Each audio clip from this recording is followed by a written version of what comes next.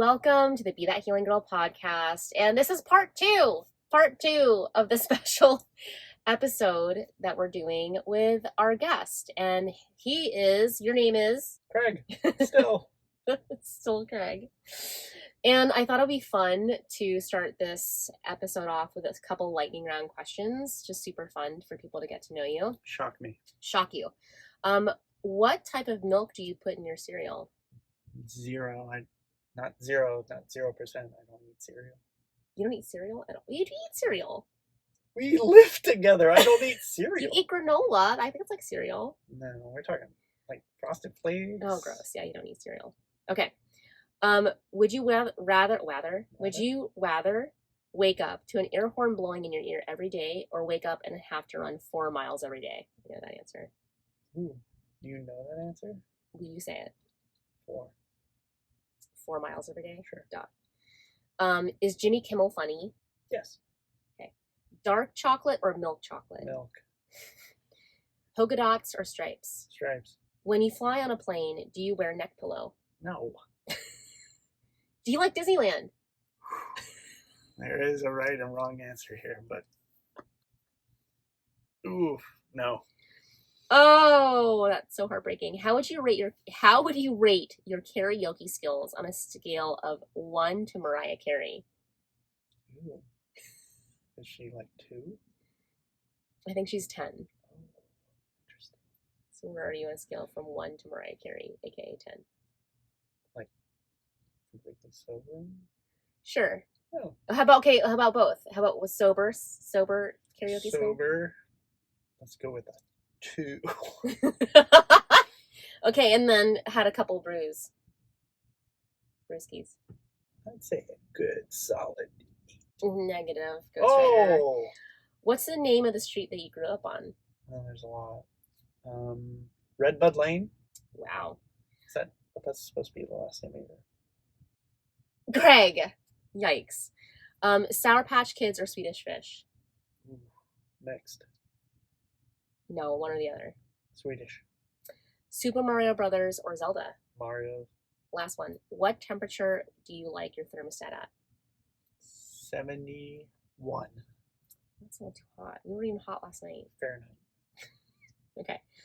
So I want to pick back up on what we were talking about last episode, which is basically the beginning of our relationship. We're manipulating the shit out of each other. I was trying to be nice. You're creating situations. But so I have a very specific time where we talked about last episode, understanding anxious and avoidant attachment, where this was in full play. And I want to get your perspective. I will just share this lore with the audience again. But we had classically a miscommunication and a misunderstanding around when we were going to hang out. And you were going to hang out with your brother and your dad. And so in my head, I thought that because we lived long distance-ish, we were not close proximity-wise. So weekends were a thing where we hung out. And so in my brain, I thought, okay, you're going to hang out with your dad and your brother, and then we're going to hang out. But that was just never discussed. So you get done with your concert, whatever you're doing with your family, and I'm like, okay, like I'll see you soon. And then it was just, my interpretation was, that's not what happened, and you were a little butthurt around it, and like you thought I was pushing you and maybe expecting you to come down, which I was. And we didn't talk for like, it felt like 48 hours, but I'm pretty sure that happened like on a Friday night, and then we didn't talk till Sunday.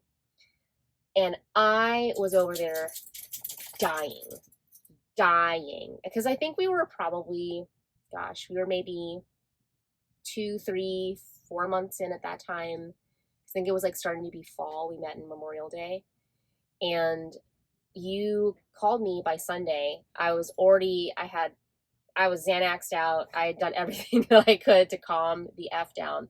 And Nate Johnson, who is the friend that I actually met when I met you and Nate at the same time, who was also our officiant. But Nate was like, you should probably call her. And you did on Sunday. And this is also the instance where the girlies in my Healing Girl gang know I was crying in queso at Chipotle.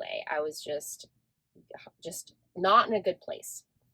So, anxious attachment felt very needed reassurance, was kind of spiraling with overthinking. That was my experience, but all this is fear based, right? Like we talked last episode about how this is fear and confidence. But what was going on over there for you? We've actually never really talked about this, so I'm really interested in hearing you maybe hearing my full side of that. Well, and the fact that we haven't talked about it, I guess, not to say I've like blacked it out or tried to forget it, but yeah, I guess I don't remember the specifics involved with it because maybe I was trying to make it feel like it didn't have that big of an impact on me or us. Mm-hmm. But I guess if I were to feel back on that day or weekend or a month of emotions, and not to downplay your emotions you were having at that moment, I think it was a legitimate bullshit test that I had developed of if she's willing to hang out and hold on, then maybe she's worth it. Mm-hmm. Um, how long can I stretch it? Mm-hmm. Like, will I be able to, if we end up in a super long term relationship, partnership, marriage, like, how long can I get away with something? Mm-hmm. So just like extended. And I mean, that's how, to say, like, shitty of a person I was at that point. Like, that's how shitty it was. Um, was I like constantly looking at my phone or listening to or reading your messages? I can't say for 100% that was actually happening, but I imagine I looked at them and then disregarded them, unfortunately. And at the same time, too, like this is something that we've talked about in different ways, but the thing that is just so true about you, and this is what I know also just about attachment styles in general, like you deeply want that vulnerability. And this is Yeah, something that it was getting too real. it was getting too real. Yeah. It And was so getting my scary. easiest way to shut down as a semi-adult was to just stop communicating. So I don't think I'd actually like broken up with somebody ever in a mutual, respectful way. It was blown up.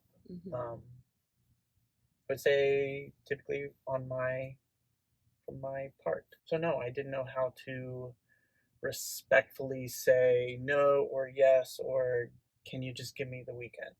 Like I'll get back to you. I didn't even have those tools.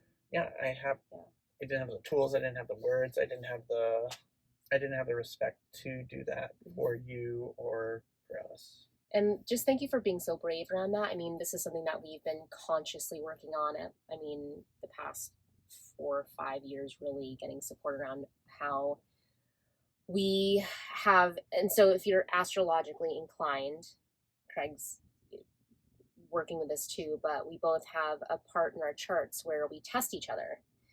And it's also this, I mean, it's not fun to be in a relationship where you're constantly testing each other in like love and just what can they put up with. And that's something that you and I have been very consciously working at and working on. And so I just it's courageous to admit that when that was a really rough time for us. And I can look back at it with a lot of compassion for the version of you that was hurting. I mean, that's when and I say hurting and you just made a face, but hurting in the sense of like not being able to really convey what you wanted and communicate. That to me is like that hurts when you're not able to be in that space.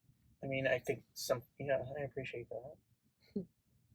But I think another issue I was really having was not having any empathy for you or the situation I was putting you in. And so I think some of the biggest, what I feel, some of the biggest growth I've had is stepping out of my own sort of selfish patterns and trying, because I mean, that is one of the best parts about getting to know somebody or astrologically, like who they are, what they are at their core, and figuring out like how do you really empathize with them in that situation. Um, so that's been a huge learning curve for me. Right. Yeah, and I think that's for both of us. I mean, that's definitely something that I've witnessed in you in our relationship, understanding that protection, like the way that you protect yourself with distance or avoidance or shutting down, is a rejection. Like protection is rejection. And, you know, we've both been working playing with that understanding. Rejection, Protection is rejection. So when we protect ourselves, understood. Right? Yeah. Gotcha. Yeah, yeah. You know that. So yeah, I mean, thank you for saying that, because I mean, like honestly, obvious that was 7, 8 years ago. Wow, that's a long time. Wow, that's a long time. We've never actually really cleaned that up. So thank you for just saying that and like owning it, because in the past, I mean, that definitely was just like just under the rug. That didn't happen. Spritz some alcohol in that deep wound, baby. Yeah, that's probably another topic for us to talk about on a podcast. The influence of alcohol and how not great that was for us. That was a cure the different kind of alcohol. Oh, well, that just made me think about alcohol in our. 5 o'clock somewhere. That's true. So I think the other question that I definitely wanted to ask was, yeah, on your end, just when we were kind of first dating, we were kind of working with how the way that we protect ourselves, like I have different protection mechanisms, you've had different protection mechanisms. Like what has been, and I think you mentioned it, empathy, but what's been the thing that's changed us from being so drastically different in how we communicated and how we felt things, how we expressed them, to now? Like, what do you think's been the thing that's brought us closer together? Well, some of the work we've done together therapeutically has helped to develop common vocabulary. Mm-hmm. So I think when that's in play, that makes it a lot easier. There's also common practices where, certain types of processing where it's like, oh, that makes sense. That, like they're doing something, you are doing something, or it's not a judgment that you're doing, it's for you. Mm-hmm. So sort of supporting them by not involving yourself, just letting them experience whatever they're experiencing in that moment. Because we've kind of learned about if somebody's over there crying or going through something, to almost let them be rather than to feel like you need to go over there, hug them, say some words of encouragement, because that helps you feel like you're helping them, when it's distracting them from actually going through the feelings. So I think in our relationship, when it's just learning about the other person and how they operate, Mm-hmm. but to get to that point of what do I need to learn, I don't, it just has to be, I would consider myself fairly observational. Mm-hmm. I feel like you are too. Mm-hmm. Certain things. At least with feelings. Yeah, maybe not organizing or cleaning or AirPods or I lost one of my AirPods, so but just observationally aware of another person. Because you can see and then potentially feel how they might be feeling. Yeah. Especially if you're the one that helped to influence that. So yeah, you start to pick up on those. Yeah. And now I'm completely lost in what the actual question was. That's great. No, you answered. Was the answer 5? Yeah, that 5. Yay, awesome. Good job. No, but I mean, you went in a really beautiful place around how we got to the place we're at in our marriage. And one of the things you were saying was about holding space. That's kind of like the shared language that we have, where in seeing me and having my processes and maybe not fully understanding my feelings, but being able to to hold space, to witness, to allow, to be in a space where you're not judging or being critical. I mean, Right. and that's also something like lovingly, I love you so much, but that's been a really big growth point for you. Like to be to see me have my emotions, to not judge me for them, to be open. Like, I mean, it's really night and day, Craig. Wouldn't you say for yourself? At least it's how it feels like for me. It's been night and day. Yeah, I would have probably turned off a lot of shows and walked away and said we should do something else if I wasn't able to put up with all the crying and not even crying, it's like weeping. I'm a crier. And I used to probably not be okay sitting around that, but I'm 100% okay with that. Because that's you. It is me. Yeah. And I mean, I also like just going back to one of the things that's helped us being able to hold space, emotions are okay. Like you're allowed to have your process. You're different in how you manage your emotions. I'm different in how we, it's all different. And I think one of the things you said was empathy.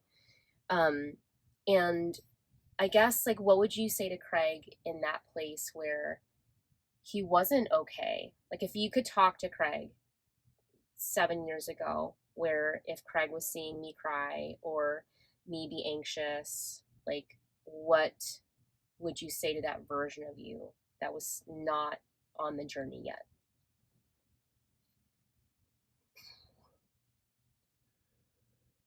Well, he's probably a boy, so I'm probably gonna tell him to grow up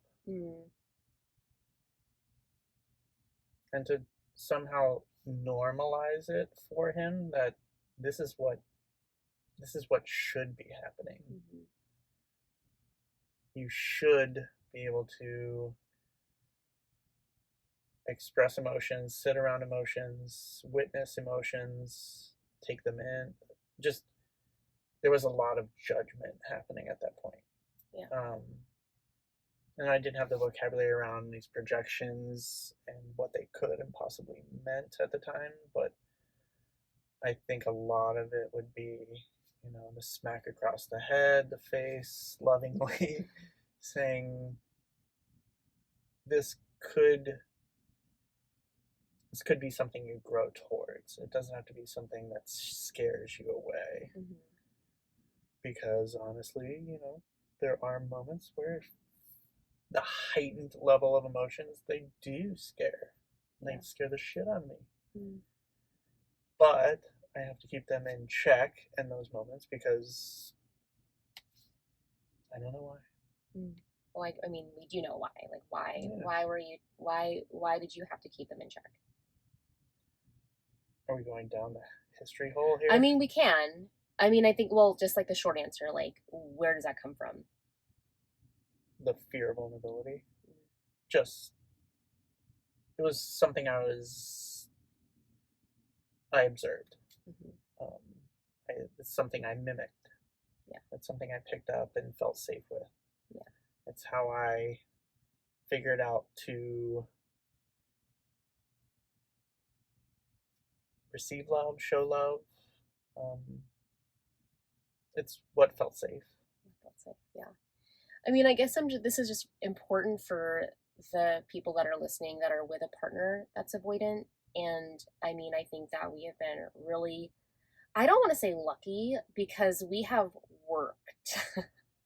Well, I mean, I'm almost getting, excuse me, almost getting to the point too where it's like, am I reaching my emotional cap here where we're gonna have to time out here? But I think once I tell on myself and doing that, as soon as I can do that, notice it, because I was about to just let you go on another spiel here and be fine with it. But as soon as I told on myself, that's what you're experiencing, I'm ready for another 5 minutes or so. You're ready? Well, we don't have to go that long. Ooh. But I will say this. The people that are dating somebody that is avoidant and shut down, not okay being vulnerable. I mean, that's really the Craig that I was with 8 years ago. 7 years ago. And I'm also just going to say, like, if somebody can't meet you, if they can't like rise, at least work towards being more vulnerable, like, because you didn't, I mean, not even, you didn't have tools, like you were just clawing at trying to, through your own healing journey around vulnerability. And we've been dragged through the mud, I would say. And here we are.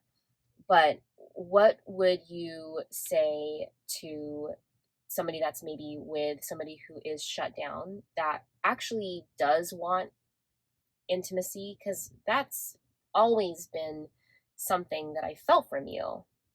And maybe that, I mean, I don't know, like, I'm not going to put words into your mouth, but I've always known deep down and felt your high commitment and your desire for melding. And that's also just something that we've been working on. But I knew that from the very first time that I met you, that you had a depth and an access to feelings that maybe you didn't know that you had, and had a lot of protection mechanisms around it. But I guess what would be your piece to share if we were watching a couple and this guy is shut down and his partner is like, what the hell? Like, why can't he change? Or WTF? Like, what would you share knowing the seat that he's in to that partner? I mean, I don't think our story is that specific, but it really, you really modeled the idea of working on yourself. So I was just intrigued by that. So I guess if I were to envision me or another person that's like me and a situation, um, yeah, it was, gosh, it was all about you. Like, you were the leader in that moment. Um, observing.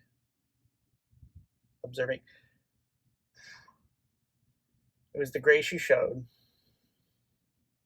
It was the commitment you had to yourself. Mm-hmm.